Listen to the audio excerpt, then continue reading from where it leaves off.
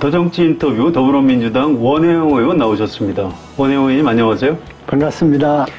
네, 경기도 부천 오정 지역구 5선 국회의원이시죠. 추석 연휴 때 이제 지역구도 많이 바쁘실 텐데 시간 내주셔서 감사합니다. 네, 이렇게 한겨레 독자, 청취자 여러분께 인사드리게 돼서 기쁘게 생각합니다. 원혜영 의원님이 국회 남북관계 특별위원장도 지내셨고요. 남북관계에 대해서 평소에 관심도 많이 갖고 계시고 또 전문성도 있으신 걸로 알고 있습니다. 일단 총평을 좀 해주시죠. 이번 남북 3차 남북정상회담 결과 어떻게 보십니까? 그동안에는 비핵화를 비롯한 남북 간의 또 북미 간의 문제가 남북 따로 북미 따로 진행되어 있는데 이제는 이것이 좀 이렇게 통합돼 가는 것이 아닌가 하는 느낌을 갖게 됐습니다. 이를테면 비핵화 문제는 북한 입장에서 또 미국에서도 그건 우리가 얘기할 일이지 대한민국은 일자리가 아니야 이랬는데 이제는 우선 비핵화 문제도 남북 정상 간에 분명한 합의를 한 거 아닙니까? 네. 그것이 또 북미 회담의 중요한 어떤 견인 역할을 할 거고요. 그렇죠. 그런 점에서 이번에 회담은 특별히 더 통합적인 의미가 있다 이렇게 생각을 합니다. 네, 이번에 여러 가지 장면 중에서 좀 가장 의미가 있었다고 할까요? 인상적인 장면은 어떤 게 있었습니까? 파격 중에 파격이 15만 평양 시민 앞에서 네, 그렇죠. 대한민국 대통령이 연설한 거죠. 아마 문재인 대통령도 국내에서 대통령 취임한 이래 그렇게 많은 시민들 앞에서 연설한 적이 없었을 겁니다. 그렇죠. 옛날에 정치인들이 왜 여의도 집회나 보라매 공원 집회 이런 데서 몇십만이가 있었지만 이번에 아마 그런 점에서 저는 소위 말하는 CVID 불가역적인 어떤 핵 문제의 해결이라는 용어 못지않게 평양 시민 15만 네. 북한 인구의 거의 1%에 해당하는 그리고 아무래도 평양의 지도층 인사들 가족들 아니겠습니까? 네. 그분들한테서 핵 없는 한반도를 선언했다는 것 또 그렇게 만들자고 다짐했다는 것은 정말 어떠한 불가역적 조치 못지않은 불가역적인 정치적인 선언이고 과정이라고 생각을 합니다. 네.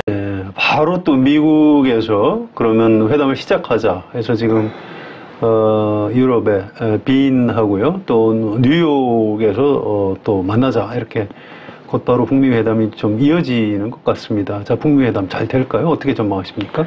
문제는 문 대통령이 김정은 위원장하고 합의한 내용, 밝혀진 내용 이외에 플러스 알파. 그렇습니다. 미국에게 전달하는 메시지가 어떤 걸 거냐에 따라 달라질 것 같아요. 네. 근데 다 아시다시피 지금 중간 선거가 약 50일 남아있지 않습니까? 네. 트럼프 정권, 트럼프 대통령의 명운이 걸려 있는 거기 때문에 저는 이때가 아주 중요하다고 봅니다. 이때를 놓쳐서는 안 된다고 생각하고 정말 북한이 아주 통큰 이니셔티브를 취해서 이 비핵화 문제에 대한 미국과 우리 대한민국 국민을 포함한 전 세계의 시민들이 저 정도는 정말 확실한 의지이고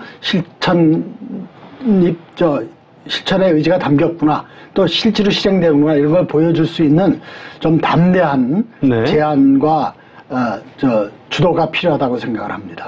걱정이 오히려 트럼프가 재선에 혹시 실패하거나 중간선거에서 참패하거나 하면 북미 관계가 좀 어려워지지는 않을까요?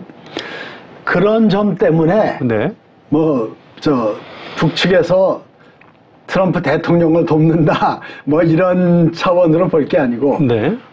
북한 스스로의 어떤 이 주어진 기회를 최대한 활용해서 좋은 결과를 만드는 데 있어서 북한의 이번 이니셔티브가 매우 중요하다 이렇게 생각합니다. 네. 북한을 위해서 그렇죠. 북한이 앞으로의 문제를 네. 잘 또 원하는 방향으로 풀어나가기 위해서 이번에 좀 굉장히 과감하고 좀 이렇게 좀 적극적인 그런 제안과 또 실행이 필요하다 이렇게 생각합니다. 자, 북한이 완전히 비핵화되는 데는 기간이 얼마나 걸릴 거로 예상하십니까? 흔히들 시한을 트럼프 대통령 임기 이렇게 얘기를 그렇습니다. 하죠. 근데 네. 그런 점에서 최종적인 비핵화의 시점보다는 비핵화의 과정과 방식이 명확하게 그리고 또 미국 측을 비롯한 국제사회에서 평가할 만한 네. 그러한 과정이 밝혀지고 이행되는 게 중요하다고 생각합니다. 그러다 보면 최종적으로 그 시한이 좀 변경이 온들 그렇게 큰 문제는 안 될 것 같습니다. 남북 교류는 물론 여러 분야에서 동시다발적으로 이루어지면 좋겠습니다만 특별히 어느 분야가 좀 활발했으면 좋겠다는 소망이 있으십니까? 우선순위 꼭 매길 수는 없고 다방면적으로 네. 또 쉽게 할 수 있고 효과가 큰 것부터 찾아서 하는 게 지혜겠죠. 그렇게 진행되는 게 필요하다고 생각합니다. 다만 경제 교류, 경제 협력은 일테면 이 비핵화 문제에 대한 그걸 위한 국제 제재가 있기 때문에 네. 이 제재가 선결되지 않으면 안 되는 그런 환경상의 문제가 있죠. 그래서 그렇죠. 그런데 저촉 되는 인도적인 지원 그리고 문화, 예술, 스포츠 또 이런 것들의 교류가 쉽게 먼저 될 수 있지 않을까 생각을 합니다. 네. 그리고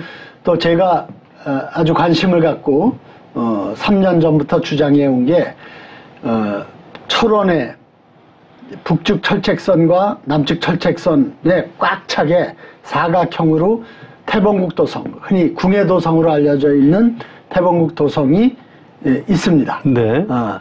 1100년 전에 궁예가 태봉국의 성으로, 수도로 건설한 거죠. 네. 마치 이것은 궁예가 1100년 전에 천여 년 뒤에 남북의 후손들이 이것을 공동으로 발굴해서 복원하는 큰 그 민족적 역사적 과제를 하라고 거기다가 남겨놓은 보물이 아닌가 이렇게 생각을 합니다. 그래서 이것을 복원하려면 우선 지뢰를 제거해야 되겠죠. 그렇죠. 그리고 남북의 역사학자들이 같이 이제 그 유적을 복원하고 또 한편으로 자연 생태 공원을 조성해야 되겠죠. 네. 이 모든 것 하나하나가 전 세계의 시선을 끄는 아주 역사적 이벤트가 될 수밖에 없다고 생각합니다. 그래서 저는 이런 일도 JSA 비무장지대화와 더불어서 좀 남북의 역사를 공동으로 복원하는 그리고 지뢰를 제거하는 그야말로 성서에 있는 칼과 창을 녹여서 보습을 만드는 네. 그런 정말 역사적 현장이 전 세계에 아주 상징적으로 보여줄 수 있는 그런 장면이 될 거다 이렇게 생각합니다. 우리나라 통일은 언제쯤 이루어질까요? 저는 통일 자체를 목표로 삼는 것은 별 의미가 없다고 생각합니다. 왜 그렇습니까? 실질적인 진전이 없지 않습니까? 저는 현재 상태를 보다 더 가깝게 남북이 가깝게 가는 모든 과정이 통일의 과정이라고 생각하고 참된 평화와 화해 협력과 공동의 번영이 추구될 때 그것은 그만큼 통일이 실현된 거라고 생각합니다. 그리고 산도 고지에 올라가서 볼 때 다음 고지가 더 분명하고 이렇게 가깝게 보이는 것처럼 저는 지금 관념적인 통일에 대한 어떤 대의를 우리가 반복적으로 주장하는 것보다는 네. 현재 통일로 한 걸음 갈 수 있는 화해 협력 교류를 다방면적으로 튼튼하게 하는 게 훨씬 중요하다 이렇게 생각합니다. 결과적으로 통일은 댕겨져 올 거라고 생각합니다. 이번에 정상회담에 대한 자유한국당의 반응을 보면 약간 좀 납득하기가 어렵습니다. 어떤 의원은 이 나라의 대통령이 누군지 모르겠다고 임종석 비서실장이 문재인 대통령을 대북 특사로 파견한 것 아니냐. 이게 그런 그건까지도 짚어붙고 있는데, 지금 야당의 좀 중진 의원들한테 한 말씀 해주셨으면 좋겠어요. 이 남북 관계에 대해서.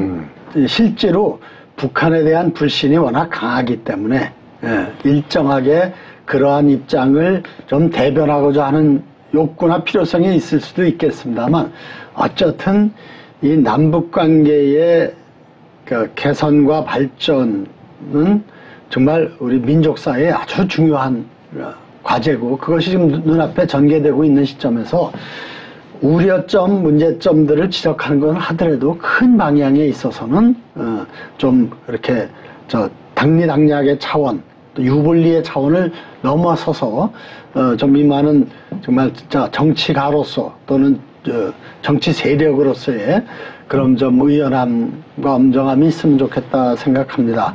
저는 그런 점에서 바른미래당 하태경 의원이 네. 지금 이 문제를 그래 좁게 또 그런 그 이해관계나 당파적 시각에서 봐서는 안 된다라고 지적한 것을 기사에서 봤는데 정말 좋은 태도라고 생각을 합니다. 김정은 위원장이 연내 서울을 방문하게 되면 지금 자유한국당 의원 중에 또 일부 의원들이 혹시 통일대교에 가서 못 오게 막는다고 하지 않을까, 혹시 그런 좀 이상한 장면이 벌어지지 않을까 이런 걱정을 하는 사람들도 많이 있습니다.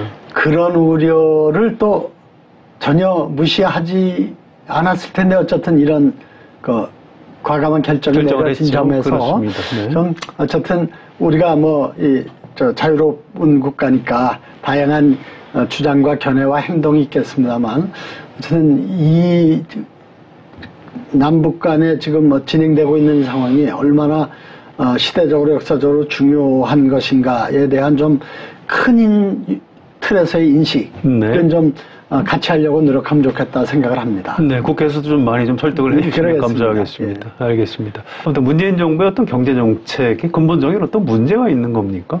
뭐가 잘못된 거죠? 다들 뭐 경악하시지만 우리 사회처럼 양극화가 빠르게 진행되는 사회가 없습니다. 미국이나 멕시코를 능가하고 있습니다.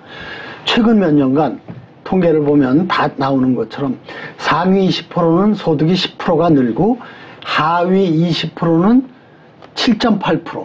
그러니까 안팎으로 대충 20%가 더 벌어집니다. 네. 이거는 거의 뭐 이렇게 추락하는 정도의 속도로 봐야 됩니다. 이래 갖고는 이게 한 나라하고 한 사회일 수가 없습니다. 그리고 실제로 또 취업이 안 되고 취업을 해도 기본적인 어떤 생활을 하기 어려운 소득밖에 못하고 뭐 이런 상태가 진행되다 보니까 내수가 침체합니다. 쓸 수 있는 돈이 없고 또 돈이 좀 있더라도 미래가 불투명하니까 지출을 안 하고, 그래서 내수가 침체하는 게 지금 자영업자들의 지금 위기로 나타나는 거고, 이거는 사실 IMF 이후 20년간 지속적으로 진행되어 온 상황입니다. 그런 점에서 저는 소득을 늘림으로써 양극화를 조금이라도 완화하고 침체된 경기를 살리고 내수를 증진시켜서 이렇게 선순환의 환경을 만드는 건 필요하다고 생각하는데, 어려움이 당장 최저임금을 인상하고 뭐 그랬을 때 부딪히는 분이 가뜩이나 장사 안 돼서 힘든 영세 자영업자, 그렇죠. 영세 제조업자들, 예. 이런 분들이거든요. 그런 점에서 거기에 잘 맞는 실효성 있는 아주 대책이 병행되는 것이 중요하다 이렇게 생각을 합니다. 자, 부동산 정책에 대한 질문 하나만 드리겠습니다. 오늘 김현미 국토교통부 장관이 이제 공급책을 좀 발표를 한 게 있습니다. 수도권의 신도시 4-5군데 조성하겠다고 했고요. 20만 호를 공급하겠다. 또 서울 시내 어떤 유휴 부지를 좀 활용해서 서울 시내에도 한 3만 5천 호 정도 공급하겠다. 이제 이런 발표를 했는데요. 문재인 정부의 부동산 정책, 아파트값 폭등세 이거 잡을 수 있을까요? 잡아야죠. 저는 그런 네. 점에서 네. 우리 정부가 초기 부동산 대책에 대해서 결코 부동산 가격 앙등, 그리고 그것을 조장하는 투기는 허용하지 않겠다.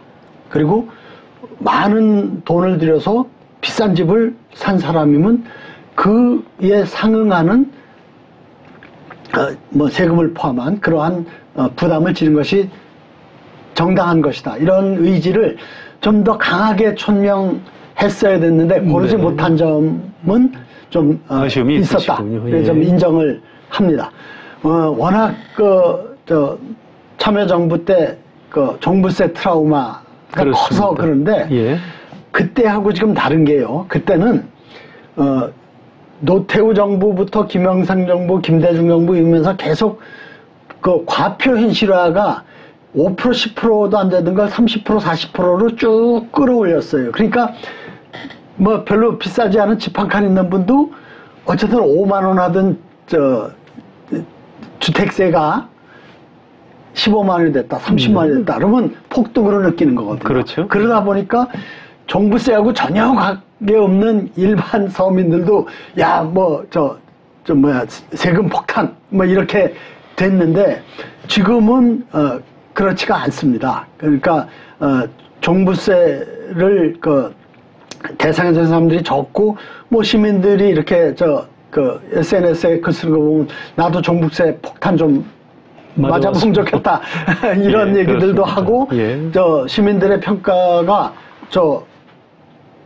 이번 조치가 현재 정부가 하는 조치가 적절하다라는 것보다 미흡하다는 평가가 훨씬 많습니다. 그렇습니다. 그런 점에서 저는 보유세를 강화하는 것이 부동산 정책의 기조로서 이번 기회에 분명하게 세워야 된다 이렇게 보고 있습니다. 알겠습니다. 자, 국회 정치개혁특별위원장 지내셨습니다. 선거제도 개편에 대해서 좀 간단히 여쭤보겠습니다.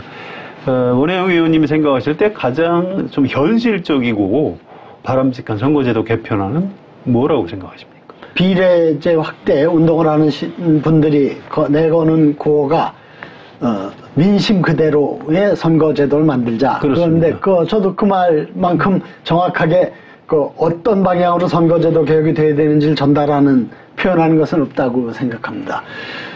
역대 선거에서 어느 정당도 51% 이상의 득표율을 얻은 적은 한 번도 없습니다. 그런데 항상 의석은 50% 이상 훨씬 많이 갖고 가죠. 그러니까 그렇습니다. 이게 부익부 빈익빈이 가장 적나라하게 또 증폭돼서 나타나는 게 바로 이 선거입니다. 네. 그러니까 우리 민주당이나 또는 전에 한나라당 지금 자유한국당 네. 이런 양대 정당이 항상 40% 되거나 안 되는 정도의 득표를 가지고 제1당이 되고 과반정당이 되어왔습니다. 그렇습니다. 그리고 나머지들은 다 무시하고 밀어붙이니까 소수 세력들은 죽기 살기로 싸워서 그거 막아보자고 제가 주도해서 만든 게 이제 선진화법입니다만 네. 또 요새는 또 우리 당내에서도 불만들이 많습니다. 네, 네, 어쨌든 저는 민의가 그대로 반영되는 투표제도, 선거제도만 만들면 절대 일당 지배 현상이 나오지 못하고 다당제가 나옵니다. 협치와 연정은 불가피해집니다. 네. 그렇게 되면은 싸울 일도 없고 어느 한쪽의 주장이 일방적으로 밀어붙여질 수도 없습니다. 그것이 되면은 사회적 통합, 정치적 통합이 굉장히 크게 되고 그렇게 되면은 지금 개헌 문제도 네. 바로 이 권력 구조 중에서 지금 핵심적으로는 총리의 선출을 지금 이대로 할 거냐 아니면 그 총리 선출에 대해서 국회의 역할을 어떻게 증대시킬 거냐 핵심이 그거거든요. 그러니까 개헌 문제도 같이 묶여서 풀어질 수도 있다고 생각합니다. 네. 일단 그럼 연동형 비례대표제 쪽으로 가야 된다고 보십니까? 그렇습니다. 지금 소선거구제가 워낙 우리가 또 확립된 제도이기 때문에 다르게 바꾸기가 좀 어렵고 소선거구제를 하되 연동형 비례대표제를 해서 또 지역적으로는 석패율 제도를 도입을 해서 네. 어떤 민의가 골고루 반영되게 일테면 흔히 말해서 호남, 영남에서 어느 당이 싹쓸이한다. 이게 수십 년간의 역사적 진실 아닙니까? 그렇죠. 근데 실제로 80%, 90%를 얻어갖고 하는 게 아니라 50%, 60%를 얻어갖고 싹쓸이를 하거든요. 네. 그럼 비례성을 강화만 하면은 영남에서 그쪽 기반의 정당이 60%를 얻더라도 나머지 40%는 누군가가 채우게 되어 있습니다. 그렇죠. 근데 지금은 100%가 예. 되는 거죠. 호남도 마찬가지고. 그래서 선거제도가 바뀌면은 소수 세력 또는 소수 지역 이런 데들을 대표하는 정치 세력도 참여하게 되고 그리고 다양한 정치 세력에 참여함으로써 국민의 의사와 요구가 보다 폭넓게 수렴되고 네. 그리고 무엇보다 그것에 대한 합의 과정이 보다 민주적일 수밖에 없다. 그런 점에서 저는 소선거구제 기반의 비례대표를 확충해야 되는데 현재 지역구가 늘어나다 보니까 비례대표를 바짝 오그러뜨려서 그렇습니다. 4분의 1도 안 돼요. 예. 47석 대 47석밖에 안 되죠. 153석이니까. 예. 근데 비례제의 취지를 제대로 살리려면 기본적으로 2대1 구도가 돼야 된다. 최소한 3대1이 돼야 된다. 네. 그런 얘기들을 합니다. 그렇게 되면 최소한 한 30석에서 40석의 비례대표의 증가는 필요하다고 보는데, 과연 이것을 정치권이 잘 합의해서 국민의 어떤 동의를 얻을 수 있느냐, 이게 아마 과제인 것 같습니다. 좀 저는 당당하게 얘기를 했으면 좋겠습니다. 여야 의원들이 우리 의원 숫자 조금 늘려주고, 뭐 필요하다면 월급 좀 깎을 테니까 이렇게 해서 국회의원 숫자를 늘려야 각 정당이 얻은 득표율만큼 의석수를 갖게 되고, 그래야 대화와 타협의 정치로 우리나라 정치가 이제 더 이상 싸우지 않고 발전할 수 있다, 이런 얘기를. 양승태 대법원장 시대의 논쟁이 왜 상고법원을 따로 만들려고 그러느냐, 대법관을 늘리면 되지 않냐, 이런 주장이 많이 있었습니다. 그렇습니다. 근데 왜 안 늘리겠습니까? 대법관 많이 늘리면 대법관 봉급을 많이 줘야 되니까 재정에 부담이 될까봐 그랬을까요? 대법관은 적을수록 더 힘있고 권위가 있는 겁니다. 그렇죠. 그렇습니다. 우리 국회도 예. 지금 300명인데 150명대가 더 힘있고 권위가 있습니다. 네. 600명으로, 600명 늘리자는 건 아닙니다만, 예. 50명을 늘렸다, 100명을 늘렸다. 그만큼 국회의 힘은 커질지 몰라도 국회의원 개개인의 권위와 힘은 줄어드는 겁니다. 네. 그렇지 않습니까? 그게 특권 폐지겠고. 예, 그게 스스로가 특권 폐지입니다. 그런데 지금 우리 사회는 이 국회에 대한 불신, 정치인에 대한 불신이 워낙 커서 네. 이 늘리자는 얘기를 쉽게 못합니다만, 저는 이제는 국민들에게 좀 정확하고 이렇게 큰 시야에서 이 문제를 봐주실 수 있도록 좀 많은 제안도 하고 또 정보도 드리고 또 이렇게 의논 드리는 그러한 노력이 필요하다고 봅니다. 추미애 대표 체제에서 이해찬 대표 체제로 바뀌었는데 지금 잘 하고 있다고 평가하십니까? 어떻습니까? 대통령도 잘해야 되고 정부 내각도 잘해야 되고 우리 여당도 잘해야 됩니다. 네. 그러니까 거기를 잘할 수 있도록 돕는 것이 바로 여당의 과제고, 그러기 위해선 여당이 여당다워야 된다고 생각합니다.